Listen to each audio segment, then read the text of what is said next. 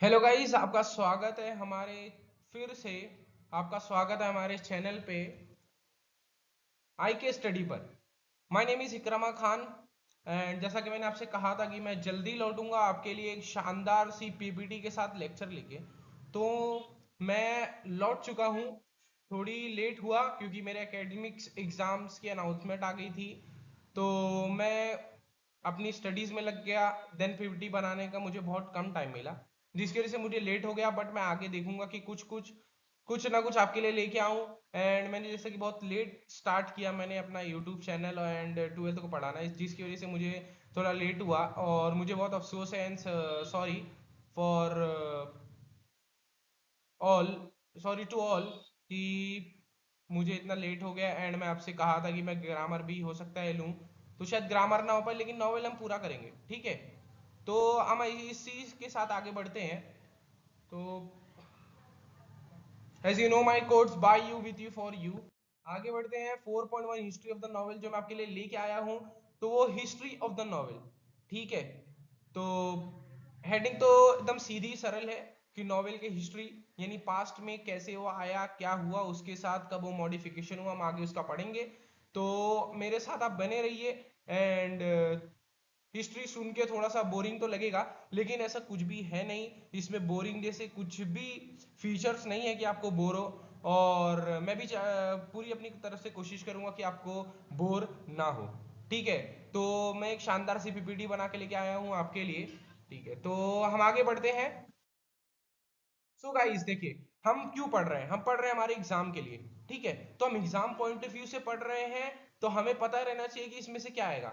तो ये जो सामने लिखा है, यही आपके एग्जाम में क्वेश्चंस, इसमें इसी पे बेस क्वेश्चन आएंगे, है ना। इसके बाहर का कुछ नहीं आएगा, आपको इसी से क्वेश्चन आएंगे, जिसमें से मैच द कॉलम्स है, एमसीक्यूज है, क्रोनोलॉजिकल ऑर्डर है, यानी कि आपको ऑर्डर दिया रहेगा, उसको जैसे अरेंजमेंट करते वैसा ऑर्डर रहेगा। फिलिंग द ब्लैंक्स है, ट्रू और फॉल्स है। और जो एलिमेंट्स ऑफ द नॉवेल है, आई थिंक 8 और समथिंग, तो वो आपको पूछा जाएगा, ठीक है। तो ये मेमोरी बेस्ड क्वेश्चन है, इसमें थोड़ा सा याद आपको करना पड़ेगा। जैसे कि आगे वाले नॉवेल्स में अगर आप स्टोरी थीम याद कर लेते हैं, मेजर और माइनर कैरेक्टर के बारे में याद कर लेते हैं, अगर 4.2 4.3 4.4 में देखा जाए, तो आपके लिए इनफ हो जाएगा। लेकिन इसमें आपको याद करना पड़ेगा कि साइंस फिक्शन नॉवेल कौन सी थी, गॉथिक नॉवेल कौन सी थी, हिस्टोरिकल नॉवेल, ये सब आपको थोड़ा सा मेमोरी आपकी शार्प करके याद करना पड़ेगा। आपको इसको समझ के ही याद करना ही पड़ेगा, ठीक है। तो हम इसके साथ आगे बढ़ते हैं। उम्मीद है कि ये स्लाइड्स आपकी क्लियर होगी, ठीक है। तो हम आगे बढ़ते हैं। एक मिनट, मैं टेक्स्ट बुक खोल लूँ, एक मिनट। यस, ठीक है। देखिए, अगर आपके पास टेक्स्ट बुक है तो टेक्स्ट बुक आप लेके बैठिए। जहां आपको लगे कि मुझे ये मार्क करना है या कुछ लिखना है, उसके अंदर ऐड करना है, तो आप ऐड कर सकते हैं, ठीक है। तो मैं आपके लिए बहुत बड़ी ही पीपीटी, बहुत अच्छी, बहुत शानदार पीपीटी लेके आया हूं आपके पास, और उम्मीद है कि आपको ये पीपीटी अच्छी लगी हो। तो हम शुरू करते हैं कि इंग्लिश लिटरेचर, ठीक है। तो 18th सेंचुरी में क्या हुआ? 18th सेंचुरी में ये हुआ कि इंग्लिश लिटरेचर ने अपने दो बहुत ही बड़े, बोल सकते हैं कि हम बहुत ही एक इंपॉर्टेंट दो, हम बोल सकते हैं कि इंपॉर्टेंट दो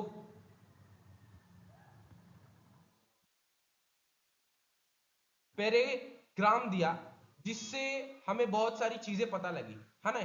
तो 18th सेंचुरी में इंग्लिश लिटरेचर में दो अपने बहुत सारे एक पैराग्राम दिया, जिसकी वजह से हमें एक पीरियोडिकल ऐसे और नॉवेल पता चला, ठीक है। तो पीरियोडिकल ऐसे था, नॉवेल था, लेकिन जो नॉवेल था उसने 18th सेंचुरी में आते साथ ही लोगों के अंदर अपनी स्पिरिट, यानी अपनी एक बोलते ना रूह, रूह के अंदर बस गया। 18th सेंचुरी में आते साथ ही लोगों की रूह में अंदर बसने लगा novel, because novel is very interesting. जैसा कि मैं अपने पिछले लेक्चर में भी कहा था कि नॉवेल हमारे इंग्लिश में इंटरेस्ट बिल्ड करने में बहुत ही सहयोग करता है। तो वही स्पिरिट 18th सेंचुरी में आते साथ ही नॉवेल ने लिया। फिर 18th सेंचुरी क्या था? तो 18th सेंचुरी देखिए, इधर लिखा है कि 18th सेंचुरी ये था ना, जब लोगों के अंदर एक कह सकते हैं कि बदलाव आ रहा था। ठीक है, किस में बदलाव आ रहा था, इंटेलेक्चुअल में, सेंटिमेंटल, एंड इधर दिखेगा आपको रियलिस्टिक में। ठीक है, तो यानी लोगों को लाइक कि पहले के लोग अंधविश्वास कह सकते हैं, वो था कि ये होता है वो होता है, मगर 18th सेंचुरी के बाद लोग जो चीज आंखों से दिखती है उसी पे अपना बिलीव करने लगे, अपनी जो दिमाग है उसके ऊपर ही इन्वेस्ट करने लगे, ना कि उड़ती हुई अफवाहों से या फिर जो चीज दिखती नहीं उसके ऊपर भरोसा करने से। ऐसी पे भरोसा करते करना छोड़ रहे थे लोग। ये 18th सेंचुरी थी। ठीक है, जब नोवेल ने इस इंग्लिश लिटरेचर में अपना कदम रखा।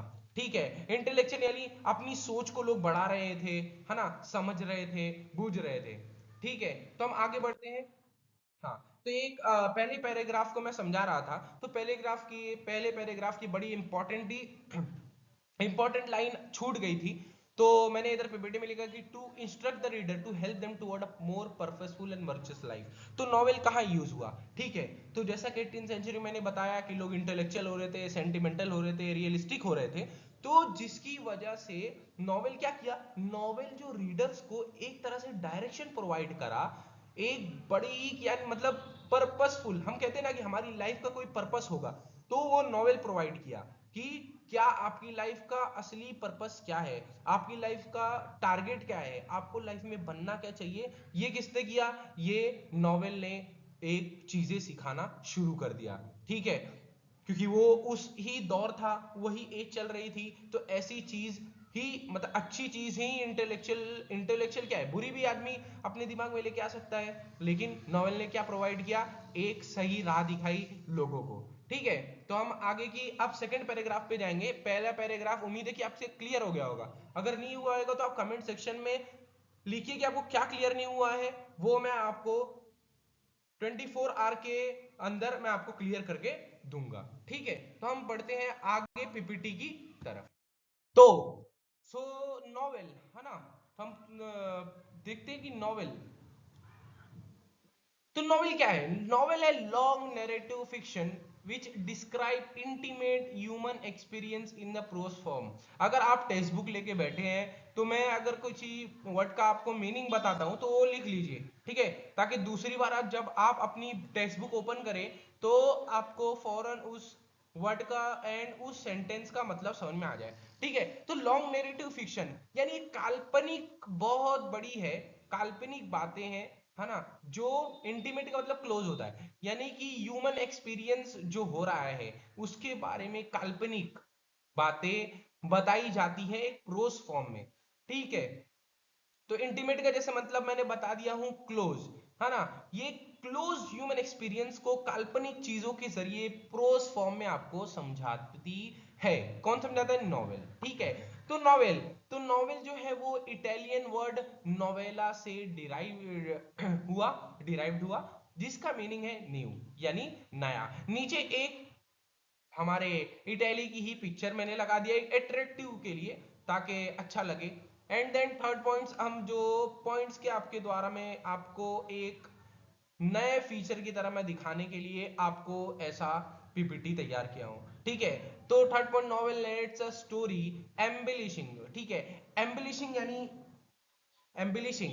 ठीक है, एम्बिलिशिंग का मतलब क्या, एम्बिलिशिंग का मतलब होता है मेकिंग अट्रैक्टिव, यानी नॉवेल की को अगर अट्रैक्टिव बनाने के लिए उसमें क्या क्या किया गया, उसमें time, place, nature, people of the minds, people and their minds, their gesture and activities को दिखाया गया, है ना। जैसे कि हम कोई पुरानी आज के ही प्रेजेंट ही एरा में अगर हम पुराने एरा की कोई मूवी देखते हैं, है ना, तो उसमें क्या रहता है, ऐसा तो नहीं ना कि पुराने एरा की मूवी दिखा रहे हैं लेकिन क्लोथ इस एरा के हैं, है ना, लाइक कि, है ना। और अगर जैसे पुराने कोई वंस अपॉन अ टाइम जैसे हमने देखा है, तो जैसे वहां जो अजय देवगन थे, उनकी जो पैंट का जो स्टाइल था, है ना, वो अगर आज वैसा कोई जल्दी पैंट नहीं पहनता, है ना, तो अगर आज के प्रेजेंट एरा के अगर हम उनकी पैंट पहना के पिछले वंस अपॉन अ टाइम 1990 का दिखाएं, तो वो उस चीज पे अच्छा नहीं लगेगा, है ना। तो वही नॉवेल नरेट्स अ स्टोरी, वही बताया गया इस पॉइंट में कि नॉवेल को और अच्छा करने के लिए उसमें टाइम, प्लेस, नेचर, उसी दिन यानी जिस दिन वो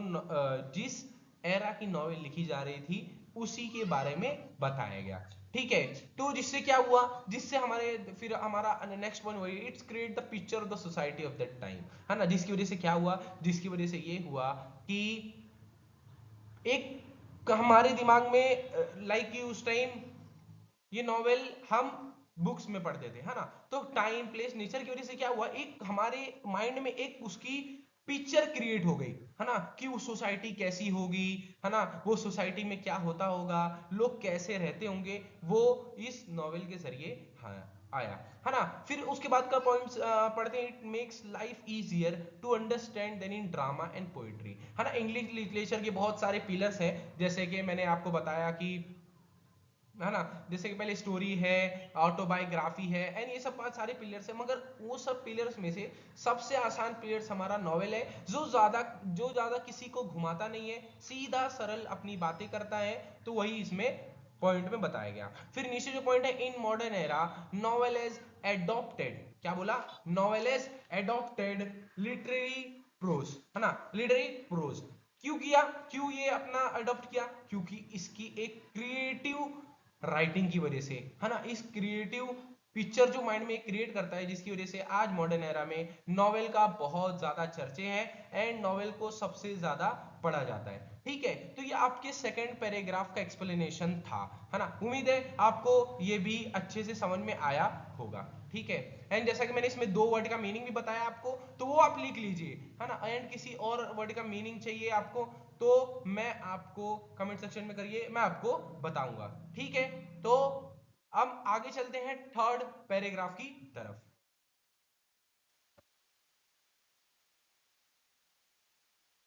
ठीक है, तो हम बढ़ गए हैं थर्ड पैराग्राफ की तरफ। तो थर्ड पैराग्राफ में क्या है, a novel is literally has a history of 2000 year, है ना। जैसा कि हमारा चैप्टर का जो नाम था हिस्ट्री ऑफ द नॉवेल, तो ये इसमें हम हिस्ट्री की लाइक उसके पास्ट की बातें करेंगे।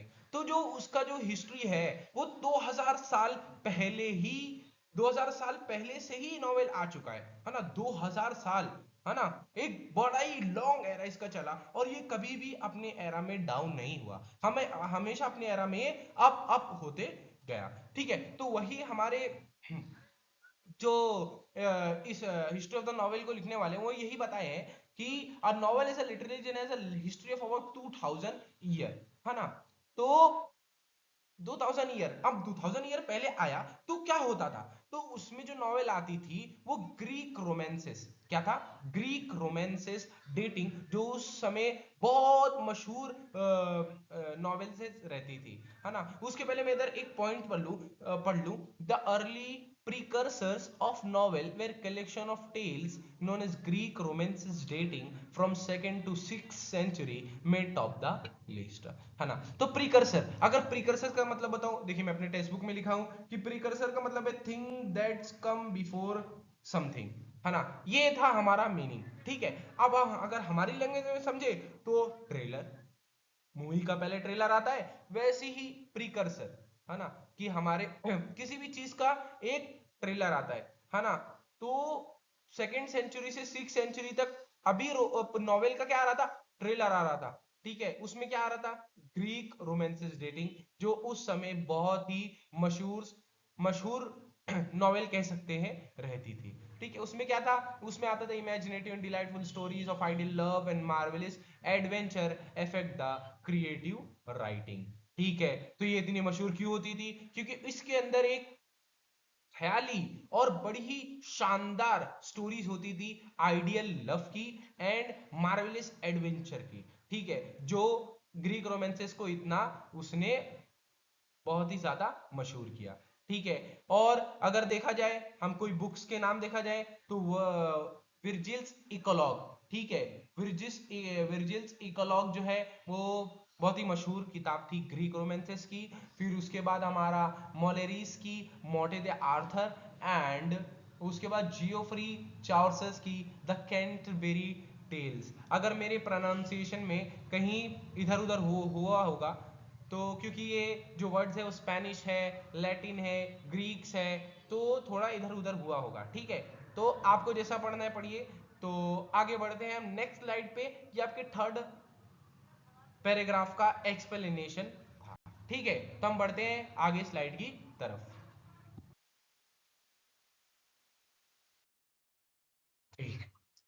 तो हम अभी फोर्थ पैराग्राफ का एक्सप्लेनेशन समझते हैं। ठीक है। The tale of Genji is known as the world first novel written by Murasaki Shikibu in 1010। It is a Japanese literature, है ना।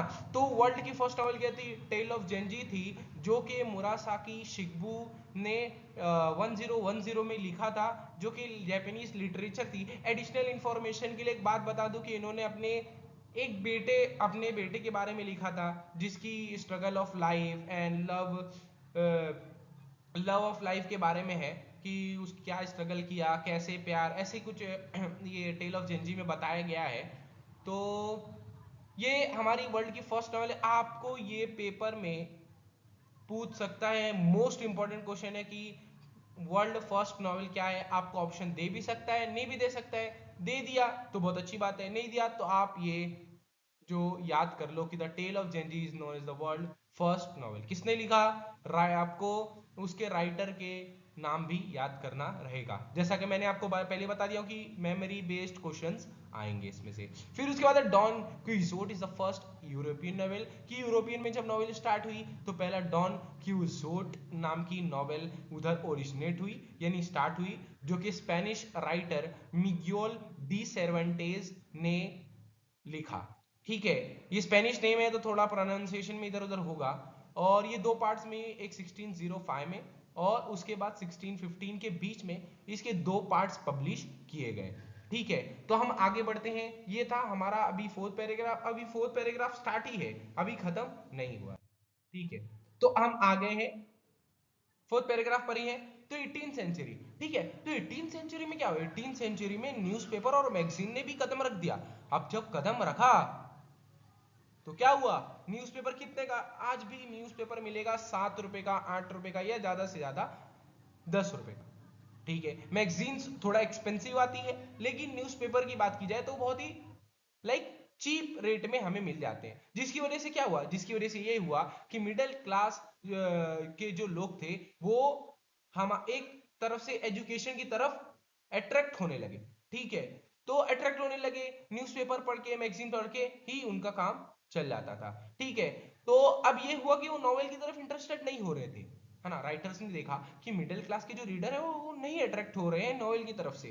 फिर जब ध्यान दिया तो क्यों नहीं हुए? क्योंकि नॉवेल तो भाई ग्रीक रोमांसेस पे आ रही थी, है ना, लव ट्रेजेडी के ऊपर आ रही थी, मार्वेलस एडवेंचर के ऊपर आ रही थी। इसका मिडिल क्लास से क्या लेना देना, है ना। क्योंकि मिडिल क्लास कमाता है, खाता है, सो जाता है। जब न्यूज़पेपर निकला तो थोड़ा इंफॉर्मेशन गैदर करने लगा, है ना। तो फिर राइटर ने ये बात को जब समझा तो इधर एक चीज लिखी, बताओ कि रोमांसेस या ट्रेजेडी, ट्रेजेडीज बोल सके, ट्रेजेडीज जो थी वो अपर क्लास के लोग को अच्छी लगती थी, क्योंकि उनके पास टाइम था, है ना। उनके पास बहुत सारे ऐसे काम थे जो वो फ्री टाइम में कर सकते थे, तो उनको वो नॉवेल अच्छी लगती थी, लाइक इंटरेस्टेड था।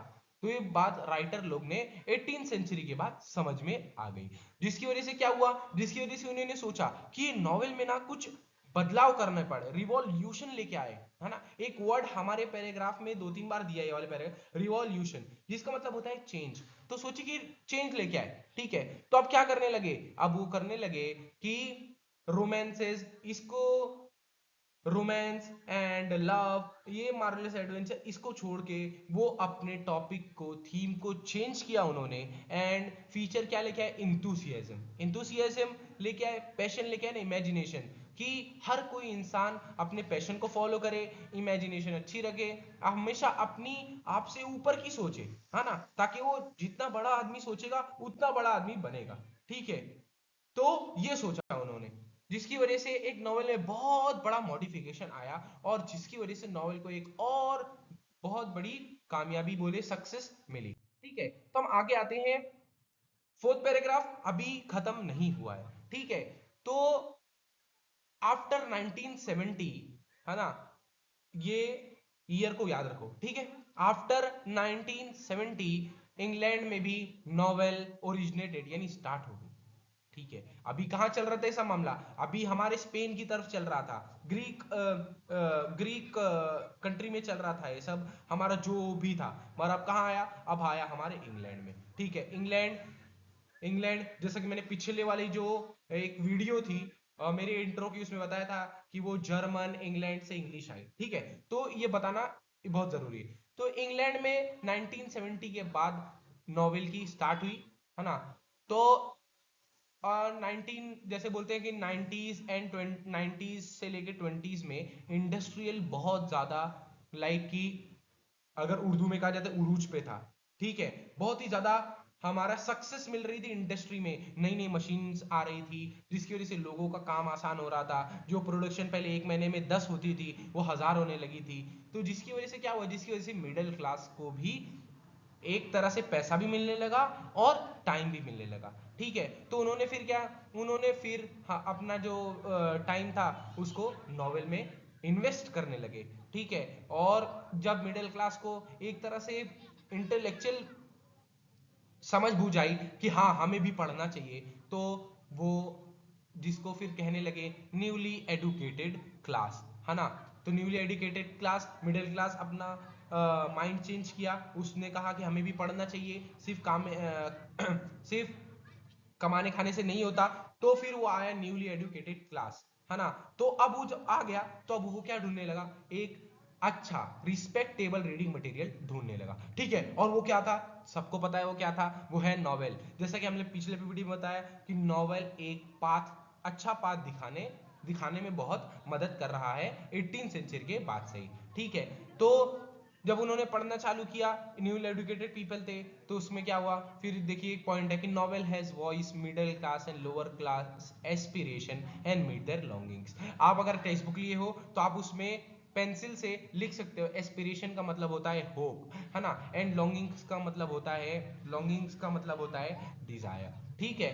तो जब ये पढ़ने लगे तो मिडिल क्लास और लोअर मिडिल क्लास को भी एक होप मिली कि हम भी कुछ कर सकते हैं इस लाइफ में एंड इस वर्ल्ड में हम भी कुछ बड़ा कर सकते हैं, ठीक है। तो एक नीचे हम दिखा गया कि जब मशीन आई तो लोगों का वॉच यानी घड़ी यानी कि टाइम बचने लगा, जिसकी वजह से हमारे जो मिडिल क्लास के पीपल थे वो भी नॉवेल की तरफ बहुत ज्यादा अट्रैक्ट होने लगे, ठीक है।